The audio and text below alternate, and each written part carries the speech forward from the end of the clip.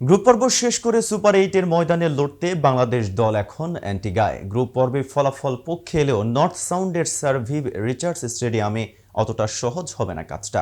এখানে রয়েছে ভারত ও অস্ট্রেলিয়ার মতো পরাশক্তি, আছে কাঁপন ধরানোর মতো দল আফগানিস্তান। তবে কি বাংলাদেশের সেমিফাইনাল আশায় এখন গুড়েবালি? না, তা নিয়ে তেমন একটা ভাবছেই না টাইগাররা। কেননা নিজেদের দিনে যে কোনো দলকেই চ্যালেঞ্জ জানাতে সক্ষম সাকিব মুস্তাফিজরা। এখন প্রশ্ন উঠেছে, সুপার এইটের লড়াইয়ে বাংলাদেশ দলের ট্রাম্প কার্ড হতে পারেন কারা? চলুন এই বিষয়ে বিস্তারিত জেনে নেওয়া যাক প্রতিবেদনের বাকি অংশে। আর কেটিভি ক্রিকেট থেকে আমি মেহেদী হাসান আছি আপনাদের সাথে। ডালাসের শুরু, এরপর নিউ ইয়র্ক ঘুরে কিংসটাউন। সুপার এইটের প্রথম ম্যাচ খেলতে বাংলাদেশ দল এখন অ্যান্টিগায়।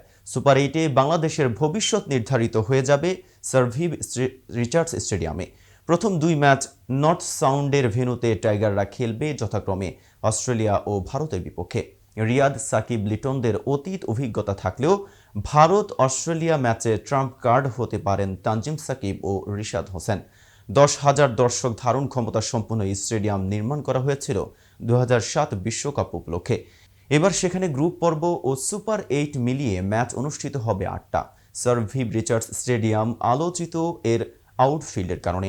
2009-এ ইংল্যান্ড উইন্ডিজ টেস্ট বাতিল হয়ে গিয়েছিল মাত্র 10 বল পর। যদিও এরপর আইসিসির নিষেধাজ্ঞা কাটিয়ে আগের চেয়ে অনেকটাই উন্নত অ্যান্টিগার আউটফিল্ড। এই ভেন্যুর উইকেটও এখন বেশ ভালো। পরিসংখ্যান বলছে পেসাররা বাড়তি সুবিধা পাবে। নতুন বল কিংবা পুরনো ফুলার অথবা শর্ট অব লেন্থে বল না ফেললে সাফল্য অবধারিত। পাশাপাশি বাড়তি বাউন্স থাকায় হিট দ্য ডেক পদ্ধতি অবলম্বন করলে এই ম্যাচেও ট্রাম্প কার্ড হতে পারেন তানজিম সাকিব। স্পিনারদের জন্য টার্ন পাওয়ার সম্ভাবনা খুবই কম। ফার্স্ট উইকেটে রিশাদ হোসেন সৌভাগ্যের কারণ হতে পারে টাইগার বোলিং ইউনিটের। সম্প্রতি নামিবিয়ার বিপক্ষে অস্ট্রেলিয়ার লেগি অ্যাডাম জাম্পা একাই ঘুরিয়ে দেন ম্যাচ। তবে রিশাদ কিংবা তানজিম বাংলাদেশের হয়ে আরও একবার পারফর্ম করলেও এই ভেন্যুতে অঘটন ঘটাতে বিকল্প নেই টপ অর্ডার পারফরমেন্সের। 150-র বেশি রান তাড়া করে জেতার রেকর্ড আছে। সময়ের সঙ্গে উইকেটে ব্যাট করা সহজ হয়ে যাওয়ায় টস জেতা দল আগে ফিল্ডিং করতে চাইবে। অ্যান্টিগায় সর্বোচ্চ দলীয় সংগ্রহ 190 হলেও প্রথম ইনিংসের গড় রান মাত্র 123। দ্বিতীয় ইনিংসে যা নামে 105-এ। এখন পর্যন্ত এবারের বিশ্বকাপে অনুষ্ঠিত হওয়া 4 ম্যাচের 3টেই ছিল লো স্কোরিং। উইকেটের শুরুর দিকে মানিয়ে নেওয়া কিছুটা কঠিন হলেও পুরনো বলে তা অপেক্ষাকৃত সহজ। যদিও এই মাঠে খেলা 4 ম্যাচে অভিজ্ঞতা ভয়াবহ টাইগারদের।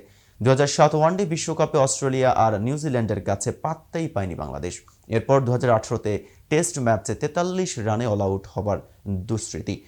সবশেষ 2022 সালে কিছুটা লড়াই করার কৃতিত্ব সাকিব আল হাসানের। 2 ইনিংসে 250-তে ইনিংস হার এড়িয়েছিল অতিথিরা। তো ভিউয়ার্স, আজকের এই ভিডিও সম্পর্কে আপনার কোনো মতামত থাকলে কমেন্টস করে জানাতে পারেন। আর ভিডিওটি ভালো লাগলে লাইক শেয়ার করতে ভুলবেন না।